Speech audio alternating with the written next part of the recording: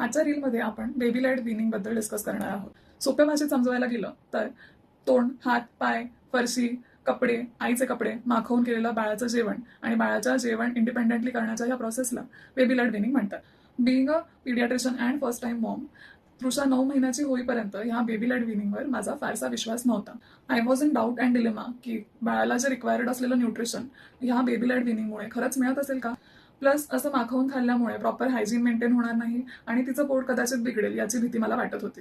तृषा जशी 9 महिन्याची झाली तसं तिने स्पून फीडिंग रिजेक्ट करणं चालू केलं.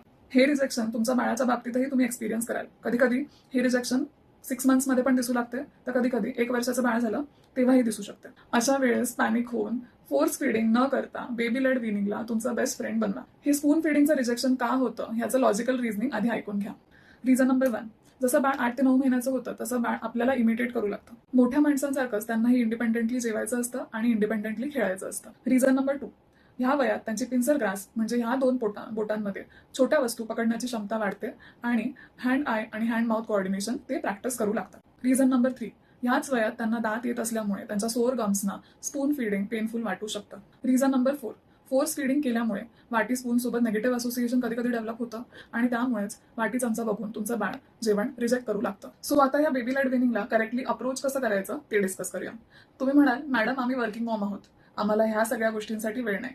पण ट्रस्ट मी मॉमीज, ह्या बेबी लेड विनिंगमुळे बाळाचं फूड सोबत एक पॉझिटिव्ह असोसिएशन डेव्हलप होईल आणि त्यामुळे फ्युचरमध्ये तुमचा खूप वेळ वाचणार आहे. घाबरू नका, मी तुम्हाला टाइम कन्झ्युमिंग असणाऱ्या पॅनकेक्स आणि कटलेट्सच्या रेसिपीज बनवायला सांगत नाहीये.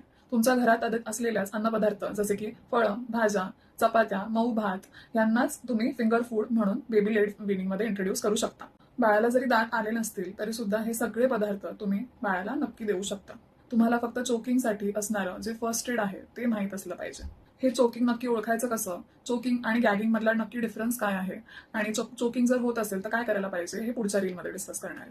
सो पेरेंट्स, ह्या बेबी लेड विनिंगच्या प्रोसेसमध्ये तुमचा संयम खूप जास्त महत्त्वाचा असणार आहे. बाळाला हळूवारपणे त्याच्या वेळेत आरामात फूड एक्सप्लोर करून खाऊ द्यायचंय, काही करायची नाहीये. तुम्हाला असं वाटत असेल की बाळ खूपच कमी खात आहे किंवा खूपच हळू खात आहे तर मिक्स्ड अप्रोच ट्राय करा. म्हणजे तुमच्या स्वतःच्या हाताने घास भरवायचा ट्राय करा आणि प्लस बाळालाही स्वतःच्या हाताने घास खाऊ द्या. बेबी लेड विनिंगच्या ह्या प्रोसेसची सुरुवात 1 मील ॲट अ डे ने करा आणि जसं जसं बाळ समजू लागतं, खाऊ लागतं, तसं तसं हळूहळू मील्सची फ्रिक्वेन्सी वाढवा.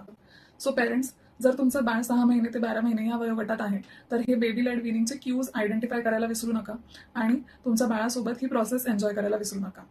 Stay tune for my next reel. Bye.